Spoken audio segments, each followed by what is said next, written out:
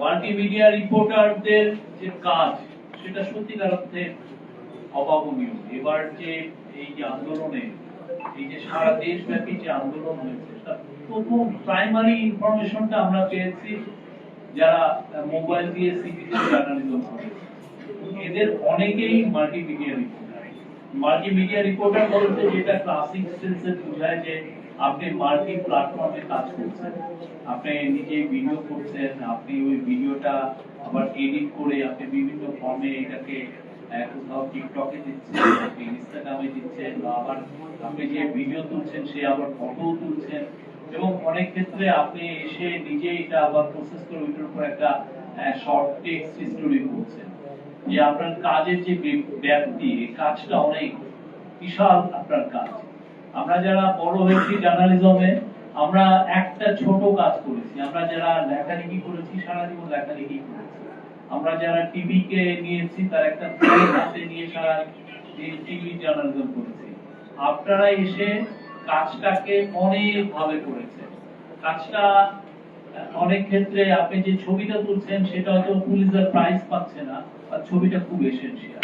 আপনি যে ভিডিওটা তুলছেন, ভিডিও করছেন, সেই ভিডিওটা হয়তো বা খুব বড় পুরস্কার পাবে না, বাট এটা খুব এসেনশিয়াল। এবং আপনি এসে যে কাজটা করে খুব দ্রুত অনলাইনের পাঠককে যে আপনি তাড়াতাড়ি একটা নিউজ ডেলিভার দিচ্ছেন, সেটাও খুব এসেনশিয়াল। পুরো বাংলাদেশের সত্যিকার অর্থে শেখ হাসিনার আমলে কোনো মিডিয়া ফ্রিডম ছিল না। আপনারাই প্রথম আপনাদের হাত দিয়ে এই হাসিনাকে আমরা পুশব্যাক করেছি। আপনারা মিডিয়া ফ্রিডমটা খুব স্মার্টলি আপনারা আবার রিস্টোর করাতে সাহায্য করেছেন।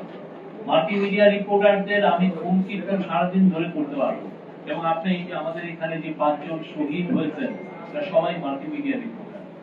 তাদের যে অবদান বাংলাদেশের এই যে একটা মানে অভূতপূর্ব গণ অভ্যুত্থানে তাদের যে অবদান, এটা আমরা সারা জীবন মনে রাখবো।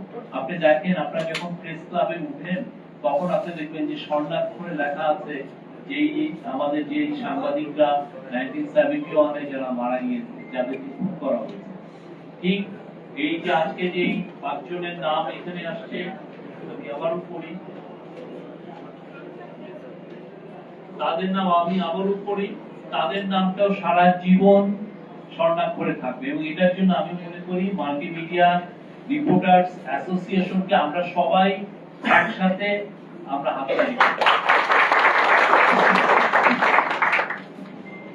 শহীদ হাসান মেহেদী, শহীদ সাকিল হোসেন, শহীদ আবু তাহের মোহাম্মদ তুরাব, শহীদ প্রদীপ কুমার ভৌমিক, শহীদ তাহির জামান প্রিয়। তাহির জামান প্রিয়র জীবনী তার মা কিছুদিন আগে বলে গেছেন, আমরা চোখে পানি ধরে রাখতে পারিনি। কি মানে ব্রিলিয়ান্ট একটা জার্নালিস্ট, কিভাবে নির্মম ভাবে তাকে খুন করা হয়েছে। শহীদ হাসান মেহেদীকে তার পাশের থেকে তাকে গুলি করে মারা হয়েছে, 6টা গুলি, হাজার হাজার গুলি করে তাকে মেরে ফেলা হয়েছে। বাংলাদেশে আপনাদের যে ভূমিকা, এটা কল্পনাতীত। একটা সবচেয়ে বড় জিনিস কি, আমরা এতকাল টু ডাইমেনশনাল জিনিস দেখতাম। যেন আমি যে আপনি কালকে দেখেন যে ঘটনাটা যেটা ঘটলো, সেখানে আপনি যদি ছবি, আপনার যদি কেউ মাল্টিমিডিয়া রিপোর্টার বা কোনো সিটিজেন জার্নালিস্ট বা কোনো টিভি জার্নালিস্ট যদি ফুল ফুটেজটা যদি না থাকতো, তাহলে কিন্তু আমরা সবাই মিলে এই পুলিশের অফিসারকে, এসি মামুনকে ব্লেম করতাম। ছবিটা আসছে যে উনি একটা মেয়েকে ইয়ে করছেন, কিন্তু ছবিটা তো বোঝা যাচ্ছে না উনি কি আঘাত করছেন নাকি উনি সরিয়ে দিচ্ছেন, সকিয়ে দিচ্ছেন, এটা তো বোঝা যাচ্ছে না। কিন্তু সবাই ইন্টারপ্রেট করছে যে উনি তাকে চড়াও হয়েছেন, একটা পত্রিকায় দেখলাম চড়াও হয়েছে। এখন আমরা যারা ভিডিও তারপরে দেখলাম, তখন এসে কিন্তু অনেকের চোখ খুললো যে আসলে কি হয়েছে। ঠিক তেমনি সারা বাংলাদেশে যে অনেক ঘটনা, একটা আমরা যেমন ফ্যাক্ট চেক করি, একটা ছোট 1 সেকেন্ড 10 সেকেন্ডের একটা ভিডিও দেখে অনেকে কনফিউজ হয়ে যেতে পারে। তো ওইটার যে বাইরের যে আপনি 10 মিনিটের যে ফুটেজ আছে, তা দেখে আপনি বুঝতে পারেন যে ঘটনাটা আসলে কি ঘটেছে। আপনার মনে আছে যে ইন্টারন্যাশনাল একটা লিগ্যাল রাইটস গ্রুপ, তারা যাত্রাবাড়ি কিলিং এর উপর একটা 15 মিনিটের একটা ডকুমেন্টারি করেছে, আপনারা দেখেছেন। এই যে জুলাই আগস্টে এই যে গণজাগরণে যে ভয়ানক ম্যাস মার্ডার হয়েছে, এই ম্যাস মার্ডারের সবচেয়ে ইউনিক দলিলগুলোর একটা হচ্ছে এই এই যে ইন্টারন্যাশনাল যে লিগ্যাল রাইটস যেটা করেছে, এটা একটা বড় দলিল। এই বড় দলিলটা কিভাবে তৈরি হয়েছে জানেন? আপনারা দেখেছেন এটা? এই দলিলটা তৈরি হয়েছে, এই যে ডকুমেন্টারিটা তৈরি হয়েছে আপনাদের মতো মাল্টিমিডিয়া রিপোর্টারদের ভিডিওর কাছ থেকে। ওরা 6000 এরকম ভিডিও জোগাড় করেছে, 6000। সেটা দিয়ে ওইটাকে ওইখান থেকে একটার পর একটা, কারণ আপনার জানতেন এই লোকটা দেখা গেলো একটা লোকের একটা পাশের ছবি একটা ভিডিওতে আসছে, আর একটা ভিডিও নিয়ে এসে আর একটা পাশে মিলানো, একটা লোকের পুরো ছবিটা আসছে না, সব 7-8টা ছবি ভিডিও দেখে বোঝা যাচ্ছে। এই যে ছবি তোলা, এই যে ভিডিও তোলা, এটা আপনারা রিস্ক নিয়ে সাথে দাঁড়িয়ে থেকে এগুলো করার কারণে সবাই জেনেছে। এই যে আপনার যে মহৎ একটা কাজ, মানে আপনাদের আমি অবাক হয়ে যাই, কোনো বুলেট প্রুফ ভেস্ট নাই, মাথায় হেলমেট নাই, কিছু নাই, তার কি কি হৃদয় দিয়ে আপনার কাজটা করছেন, মানে এটা তো সবাই মিলে আমাদের আপনাদেরকে স্যালুট করা উচিত। এই জার্নালিজম বাংলাদেশে, এই যে একটা অকুতোভয় জার্নালিজম, এটা আমরা খালি গল্প করে আসছি।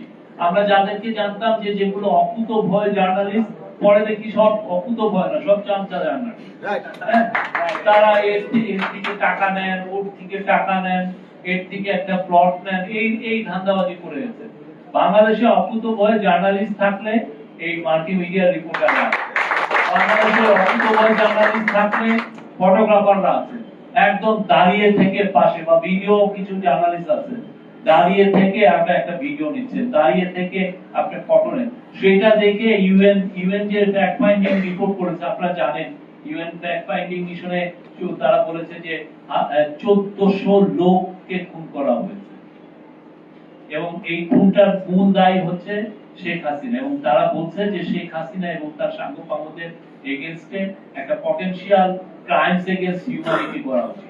ক্রাইমস মানে মানবতা বিরোধী আইন, মানে ওরা মানবতাকেই তারা খুন করতে চেয়েছিল, পুরো মানবতা।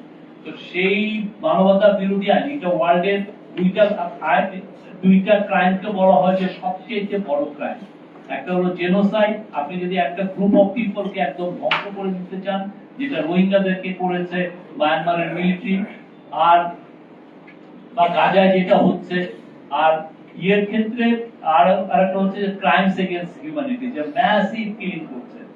এই ক্রাইমস এগেইনস্ট হিউম্যানিটি, এই যে তার এগেইনস্টে যে প্রুফ, সে যে ক্রাইমস এগেইনস্ট হিউম্যানিটি করেছে, এইটার প্রুফের কাজটা কারা করেছে, কারা প্রাইমারি ভিডিও গুলো দিয়েছে, এটা হলো আপনারা। আপনাদের যে অবদান, এটা আসলে অবিস্মরণীয় বাংলাদেশে। তবে আমাদের আপনাদের এই অবদান আমরা খালি মুখে বললাম আর কিছু করলাম না, তা তো হয় না। আমাদের উচিত সত্যিকার অর্থে মাল্টিমিডিয়া রিপোর্টারদেরকে আরো স্বীকৃতি দেওয়া, তাদের বেতনাদি। আপনারা জানেন যে বাংলাদেশে সত্যিকার অর্থে কোটি কয়েক লোক যারা মালিকের খুব আশেপাশে থাকে, মালিককে খুব ভালো চিনে বা এডিটরকে খুব ভালো চাকরি করতে পারে, তারা ভালো বেতন পায়। আর বেশিরভাগ জার্নালিস্টের বেতন কম, কারো কারো ক্ষেত্রে 5000 টাকা দিচ্ছে, কারো কারো ক্ষেত্রে 10,000। গ্রাম দেশে হলে তো 1 টাকাও দিচ্ছে না। আপনার একটা ভালো ভিডিও আপনি ওইটা ফেসবুকে আর আপনি ইউটিউবে দিয়ে আপনি হাজার হাজার ডলার কামাচ্ছেন, অথচ যে লোকের থেকে আপনি ভিডিওটা নিচ্ছেন তাকে 500 টাকাও আপনি দিচ্ছেন না, ঠিক না? এবং এদের লোক কেউ কেউ আবার সুধী সমাজের, তারা বা ঢাকার তারা আবার সুধী সমাজের মেম্বার, তারা অনেক বড় বড় কথা বলেন। হ্যাঁ, তো বাংলাদেশে এটা একটা সত্যিকার অর্থে এই জার্নালিজমটা বাংলাদেশের ক্ষেত্রে একটা ব্লাড সাকিং ইন্ডাস্ট্রি হয়ে গেছে। আপনার রক্ত কেমনে চুষে খেয়ে খাওয়া যায়, আপনি একটা মোহে পড়ে এখানে আসেন, আপনি আপনার চেহারা, আপনি একটা জার্নালিজমটা আপনি প্যাশন হিসেবে নেন, আপনি আসেন, কিন্তু ওই আপনার আশাটাকে এক্সপ্লয়েট করা হচ্ছে মালিকরা, এবং এটা বছরের পর বছর হচ্ছে, বছরের পর বছর। ভালো বেতন দেয় না, 5000 টাকা। আপনি যে মারা গেলেন যে প্রিয়, তার যে জীবনী যেটা পড়লাম, কি স্ট্রাগল করেছে, 10,000 5,000 টাকা বেতনে, কি ভয়াবহ এটা লাইফ, এটা চিন্তা করা যায় না। আমরা এই যে স্বীকৃতি আমি দিচ্ছি, অথচ আপনাদের কারো আমরা বেতন বাড়াচ্ছি না। এটা নিয়ে সত্যিকার অর্থে আপনারা, আমি আবারও বলি, আপনারা নতুন করে একটা মুভমেন্ট করা উচিত। এই আওয়াজটা সত্যিকার অর্থে আমাদের ইউনিয়ন, শহীদ ভাই বসে আছেন, আমি মনে করি ইউনিয়ন এখানে ফেল করছে। আপনাদের আমাদের যে নতুন নতুন জেনারেশনের যে জার্নালিস্ট আসছে, তাদের কথা ইউনিয়নের লিডাররা বা এরা, তাদের যে ডিমান্ড, তাদের যে এটার ব্যাপারে কোনো আওয়াজ নাই। তাদের তো আওয়াজ তুলতে হবে, ঠিক না? আমরা চাই বাংলাদেশের প্রত্যেকটা জার্নালিস্ট যিনি এই প্রফেশনে আসবেন, এটা খুব হ্যাজার্ডাস একটা জব। আপনি মারা যেতে 5 জন শহীদ হয়েছেন আমাদের, কয়েক ডজন ছেলে আহত হয়েছে। আমরা চাই আপনারা প্রত্যেকে ভালো বেতন পান, প্রত্যেকে ভালো বেতন পান। যিনি ভালো বেতন, যার মিনিমাম যাতে একটা ফ্লোর থাকে। আমি আবারও বলি, গার্মেন্টস শ্রমিকরা দেখেন, তারা কিন্তু যারা জার্নালিজমে আসে তাদের মতো অনেকে অত শিক্ষিত না, কিন্তু তারা ইউনিয়ন অ্যাক্টিভিজমে আপনার আমাদের থেকে তারা 100 গুণ এগিয়ে আছে। তারা তাদের মিনিমাম ওয়েজের জন্য লড়াই করে, এবং লড়াই করে এখন দেখেন তাহলে 12,500 টাকা, কিছুদিন আগে তারা আরো 9% বেতন হাইক করিয়েছে আন্দোলন করে। এবং ওদের আন্দোলনগুলো মহৎ একটা আন্দোলন, যে না, আপনি আমার বেতন বাড়াতে হবে। ঠিক তেমনি আমার মনে হয় বাংলাদেশের সাংবাদিকরা, যারা মাল্টিমিডিয়া বলেন, যারা ফটোগ্রাফার বলেন, যারা রাস্তায় সারাদিন খেটে রিপোর্ট করেন, সবার জন্য বেতন, একটা ফ্লোর, একটা বেতন থাকতে হবে, বেসিক মিনিমাম ওয়েজ থাকতে হবে। এটা 30,000ই হোক আর 40,000, এর নিচে যে দিবে সেই পত্রিকা বন্ধ করে দেওয়া, সেই ওয়েবসাইট বন্ধ, তোমার দরকার নাই। তুমি যে ঢাকাচুরি.com আপনি চালাবেন, দরকার নাই। এইটা একদম, এটা কিন্তু ভয়াবহ আকার ধারণ হয়েছে। 2-3 জন আসছেন, ভাই আমি এটা এডিটর, হ্যাঁ, আমি চুরি চামারি করে উনি এডিটর হয়ে গেছে। ওনার 1-2টা ছেলে রেখে দিয়েছেন, 1-2টা রিপোর্ট হয়তো ভালো করছে, 60টা রিপোর্ট সে চুরি করে, 200টা ছবি সে চুরি করে, 20টা ভিডিও সে চুরি করে, কাজটাই হচ্ছে চোর। এই জার্নালিজম তো আমাদের দরকার নেই। আমাদের যিনি জার্নালিজম করবেন খেটে, তাদের আমার ইন্টেলেকচুয়াল প্রপার্টির রাইটটা দিতে হবে, তাদেরকে মূল্যায়ন করতে হবে, তাদেরকে আমাদের বেতন, একটা বেসিক বেতন করে দেয়। এটা নিয়ে আমাদের আন্দোলন করা উচিত। আমি সরকারে থাকি, তাও আমার মনে হয় যে এই জায়গায় আমি আপনাদের সাথে আছি। খুবই ভালো।